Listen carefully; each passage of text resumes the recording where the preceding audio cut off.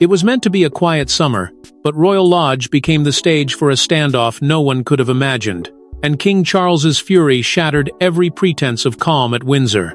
The season had begun with the usual pageantry, the kind the monarchy wielded to assure the world of its stability. But behind the manicured lawns and the ornate gates, something had begun to crack, quietly at first, and then unmistakably. Royal Lodge, long considered a haven of privacy and dignity, it became the epicenter of a conflict that not only threatened the fragile peace of Windsor, but also exposed fractures within the royal family that had been silently widening for years. The tension began, as these things often do, with whispers. Palace corridors echoed with discreet questions. Why had Prince Andrew ignored the king's polite requests to vacate the Royal Lodge? Why had the monarch himself grown so visibly agitated, his composure slipping in ways that alarmed even his most trusted advisors? Staffers traded theories in hushed tones, noting how the once united household now seemed divided, their loyalties no longer as clear as the crest above the gates. Windsor, once a bastion of unity and family tradition, now carried the weight of suspicion and bitterness. It was no longer just about a residence. Something unspoken hung in the air, something that no one dared articulate outright, but everyone could feel this was personal. What began as a seemingly administrative matter of a rightful monarch requesting his brother to relocate quickly mutated into a battle of wills that threatened to tarnish the dignity of the crown itself. At first, Charles had approached the matter as a gentleman might, measured words, formal letters, private conversations, but every request he made met only silence, or worse, deflection. Andrew remained planted in Royal Lodge, as though rooted to its very foundations, refusing to acknowledge that a battle had even begun. That silence infuriated Charles more than outright defiance would have. He paced halls and pounded fists on mahogany tables, his usual control slipping as the press began to sniff out the story. Then came the leaks. Stories trickled into the media about the king's simmering anger, about his brother's refusal, about the shadow of scandal beginning to darken the palace's doorstep once again. Speculation flourished like ivy on the ancient walls. Why was Andrew so unwilling to leave? And why did Charles seem more frantic with each passing day? Those closest to the feud hinted at something more than stubbornness at play.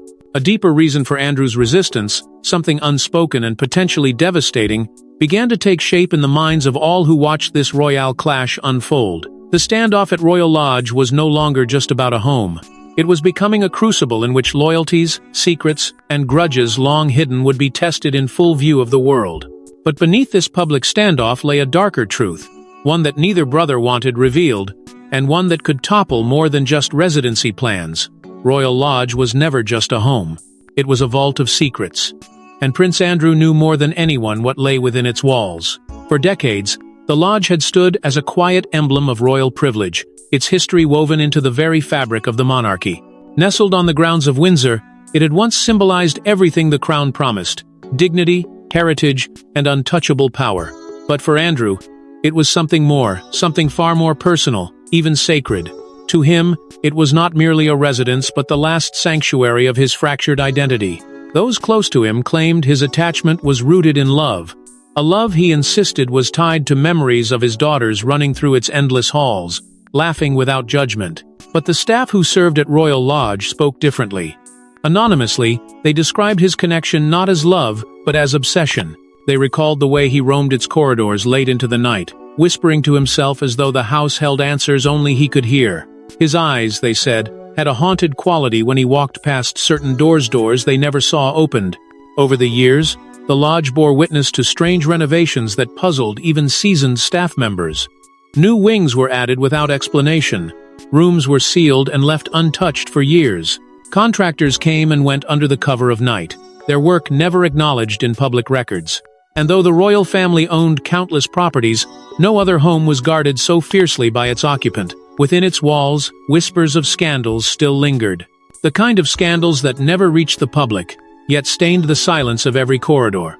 Some spoke of clandestine meetings, others of hushed arguments echoing into the early hours. Once, there had even been an incident that prompted an emergency visit from the Queen herself, though no one would ever say what had happened. Only that the atmosphere afterward had grown colder, heavier, impossible to ignore.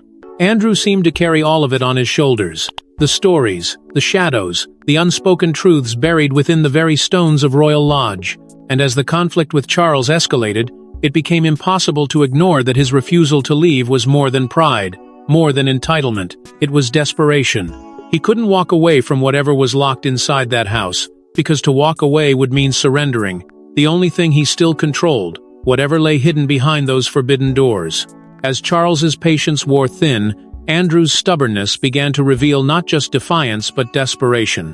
When quiet diplomacy failed, Charles erupted, and his fury shook the very foundations of the monarchy.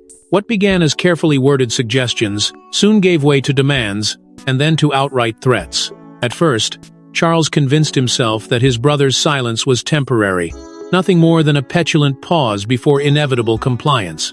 But as days turned to weeks and Royal Lodge remained stubbornly occupied, the king's frustration hardened into something darker. Those around him watched as his legendary patience frayed, the calm mask he had worn for decades beginning to slip, exposing a rage that even his closest advisors had never fully witnessed. The conversations between the brothers turned venomous, with Charles reportedly shouting into the phone late at night, only to have his words met with cold silence on the other end. Letters sent to Andrew, pleading at first, and then cuttingly blunt, went unanswered or returned without acknowledgement. Rumors even surfaced that some of Charles's messages written in his own hand had been intercepted, never reaching Andrew's hands at all. Each unanswered call, each dismissed note, was another dagger twisting into Charles's pride, and another public humiliation he refused to bear. Within the palace walls, the king's council fractured under the weight of the crisis. Some advisors urged caution, warning that forcing Andrew's hand too publicly could trigger a backlash that would make the monarchy look both cruel and weak. Others demanded swift and decisive action, insisting that allowing Andrew to linger at Royal Lodge made Charles appear powerless. The air grew thick with arguments, strategy sessions that ended in shouting matches, and endless debates about how much damage the royal family could afford. And in the midst of it all stood Camilla, quiet in public, but reportedly far less so in private. Whispers suggest it was she who urged Charles to stop tolerating Andrew's insolence, to cut through the family sentimentality, and strike hard before Andrew embarrassed them all. Behind her steady gaze was a growing impatience of her own, a belief that the monarchy had indulged its black sheep for too long.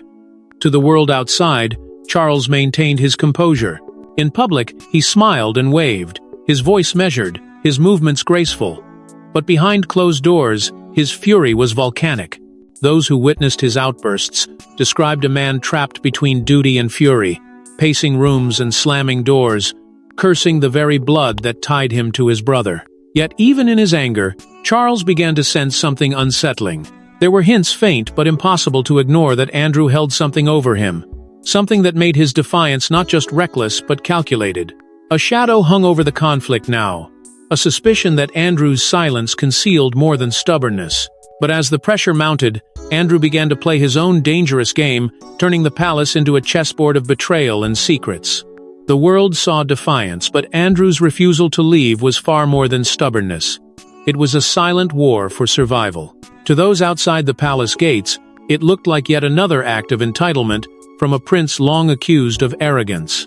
But to Andrew, staying at Royal Lodge was not just about pride, it was about holding on to the last piece of himself that hadn't yet been stripped away. In private, he spoke of his right to remain there, of promises made to him by Queen Elizabeth on her deathbed, pledges he claimed were sacred. He insisted that his mother had assured him the lodge would always be his, no matter what the future held, and he wore those words like armor against the growing storm. Those closest to the conflict say he used that supposed promise as his strongest defense, repeating it in heated phone calls, scrawling it across letters returned to the king, refusing to let Charles's authority erase what he saw as his inheritance.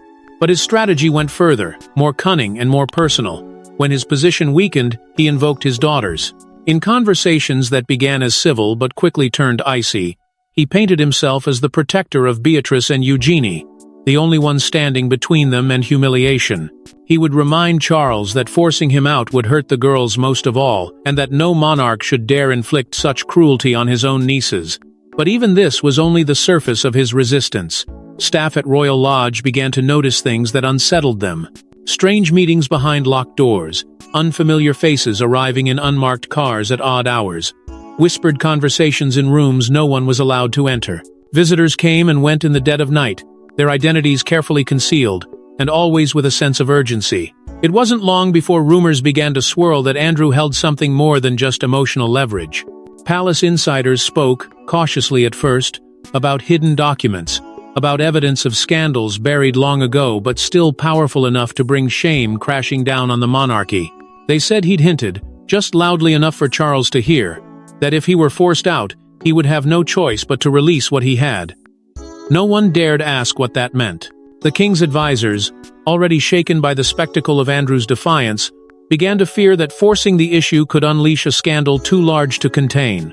Some suspected Andrew's threats were hollow, but others weren't so sure. And still, he stayed unmoving, unyielding, a man clinging to the walls of Royal Lodge as though letting go would mean the end of him. And then, just as tensions reached their peak, a shocking leak hit the press, throwing the brothers' feud into full public view. One headline changed everything, revealing what the palace had fought to keep buried and turning whispers into war cries. Overnight, the battle that had simmered quietly behind Windsor's gates was splashed across every tabloid in the kingdom, their words dripping with venom and scandal. King Charles's fury erupts at Prince Andrew's defiance. One front page screamed, while another claimed, "Royal Lodge war threatens to tear family apart." The palace woke to a storm it could no longer control, its walls no longer thick enough to muffle the sound of betrayal. The leaks were precise, deliberate, and devastating. Anonymous sources spoke of fiery exchanges between the brothers, of Charles hurling accusations down the line, only to be met with icy silence. They painted a portrait of a monarch on the edge of losing control, a king humiliated in his own court. What struck hardest, however, was the revelation of alleged financial mismanagement at Royal Lodge. The narrative shifted from a private family dispute to public outrage. Headlines questioned why taxpayers funded a man who refused to vacate a palace he no longer deserved, who clung to privilege while the nation struggled. As more details dripped out, the story darkened. Whispers suggested that Royal Lodge had become a meeting ground for questionable figures, businessmen with controversial reputations, guests whose presence raised eyebrows even among the most discreet palace insiders. Reports alleged clandestine dealings in rooms that had long been kept off-limits, hinting at secrets that could shatter the monarchy if fully revealed. Public sentiment curdled almost overnight. Media personalities branded Andrew ungrateful, divisive, and dangerous to the family's fragile image. Protests even gathered outside Windsor, their chants echoing beyond the gates. Charles, already reeling, found his authority publicly questioned. How could a king who could not control his own brother command the respect of his people? Yet, amid the chaos, the palace began to ask the most disturbing question of all: who was behind the leak? The information was too detailed, too intimate, to come from an outsider. Fingers pointed toward Andrew's camp, suggesting that he himself had lit the match in a bid to force Charles's hand. But there were murmurs, too, that someone even closer, someone within the palace walls, had turned on the king. As Charles scrambled to contain the damage, he began to uncover a trail of betrayal far closer than he could have imagined. Behind the gilded gates, this wasn't just about a house anymore. It was about loyalty, betrayal, and the ghosts of a fractured family. What had started as a struggle over Royal Lodge had now splintered the family itself, drawing lines in the sand no one dared cross publicly, but everyone felt privately. At the center of it all stood Princess Beatrice and Princess Eugenie, two daughters trapped in a storm neither of them had asked for.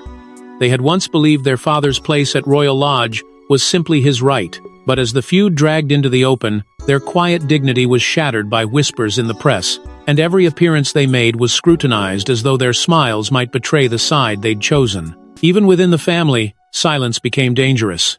Those who had once kept their counsel found themselves dragged into the conflict, forced to take sides quietly. Some cousins and uncles began avoiding Andrew altogether, their loyalty shifting, their visits fewer, their words clipped. Others, more sympathetic, whispered support to him behind closed doors, afraid of what aligning with him might cost them.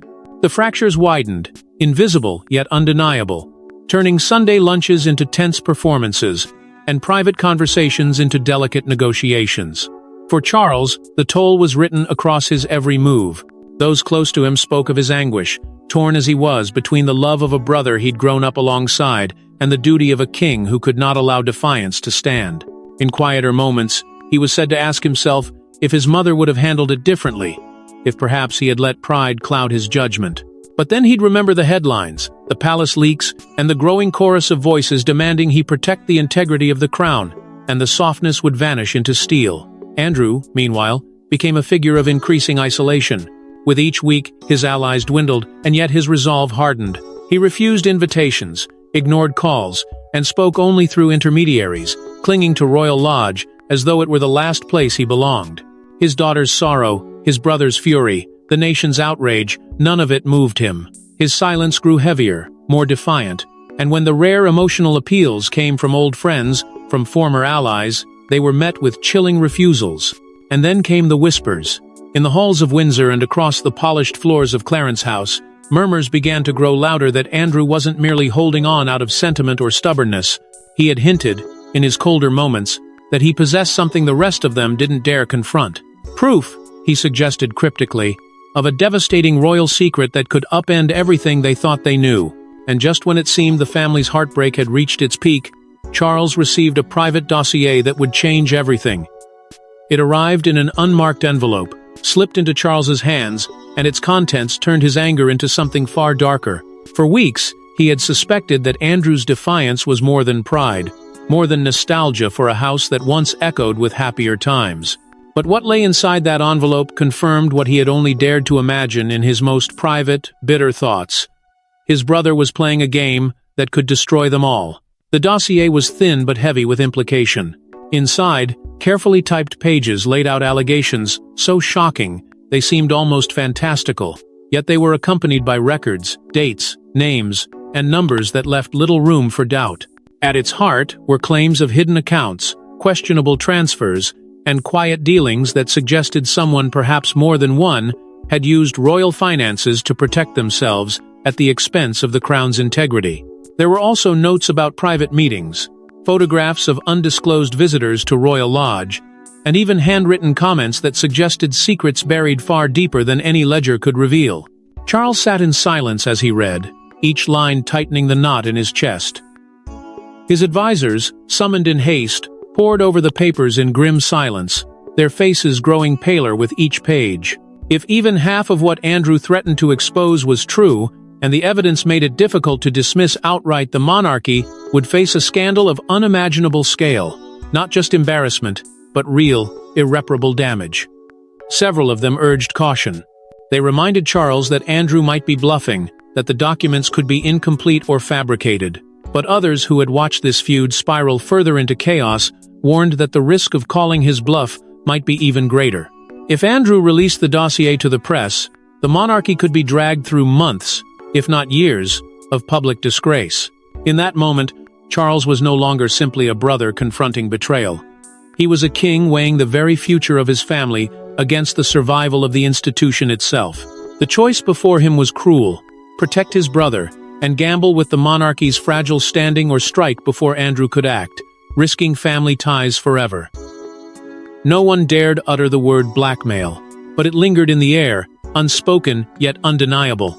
The dossier was a weapon, and Charles knew it. He also knew he couldn't afford to let it remain in Andrew's hands for much longer. As he sat there, alone with his thoughts after the room had cleared, Charles felt the weight of what he was about to do settle onto his shoulders. The rage that had consumed him was gone, replaced by something colder, sharper, and infinitely more dangerous. And then, with the world watching, Charles unleashed a move that would redefine not just the family, but the monarchy itself. In one calculated stroke, Charles made clear that even family had limits, and that the crown would always come first. After weeks of mounting tension and private despair, he rose from indecision with a resolve that stunned even his own advisors. What began as pleading had turned into threats, and now, finally, a ruthless ultimatum. Andrew would leave Royal Lodge, or he would face total exile.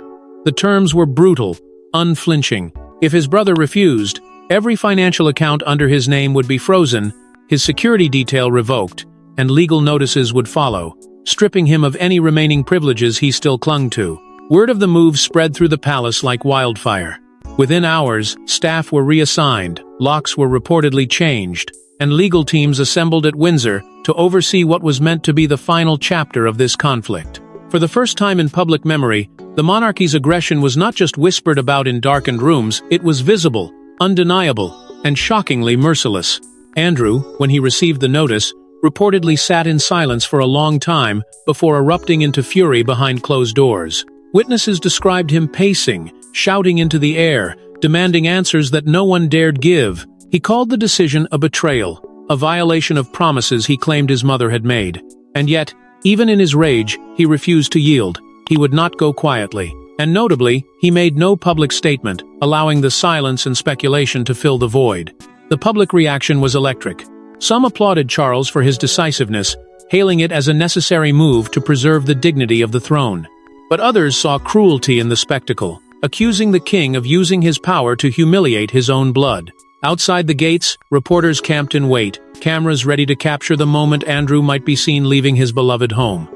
But that moment never came.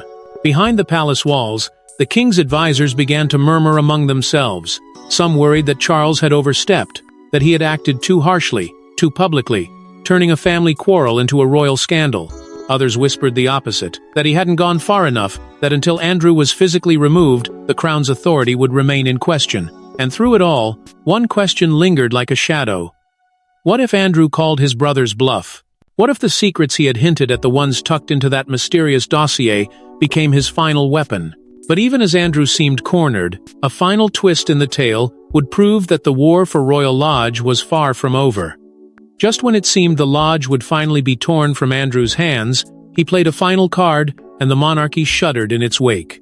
In the quiet before the king's ultimatum could be fully enforced, Andrew struck back, delivering a statement that none had expected.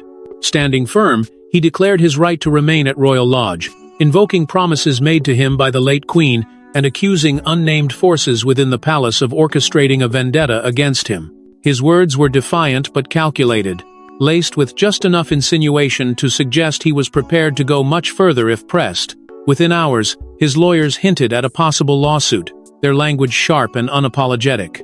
They spoke of undisclosed agreements and documents that would make the public think twice about the monarchy's treatment of him. At the same time, whispers began to circulate about yet more leaks prepared to detonate details of meetings, accounts, and conversations that could drag the royal family deeper into the mire. It was clear Andrew had no intention of fading quietly. His silence had been a weapon, but now his voice was proving even more dangerous. In a surprising twist, public opinion began to sway. While some still branded him as obstinate and entitled, others started to see him as a man cornered by palace politics, punished for sins the family itself had long enabled. Pundits debated whether his stand was an act of selfishness or of bravery, and protests outside Windsor turned into vigils, with placards reading, "Let him stay," mingling among the crowd. His daughters appeared at his side more visibly than before, their presence softening the edges of his rebellion, framing him as a father fighting for his home. For Charles, the blow was staggering. Though he held his ground publicly, he quietly instructed his advisors to pause further actions, realizing that forcing the matter now could provoke sympathy for Andrew and unleash the very chaos they'd sought to avoid.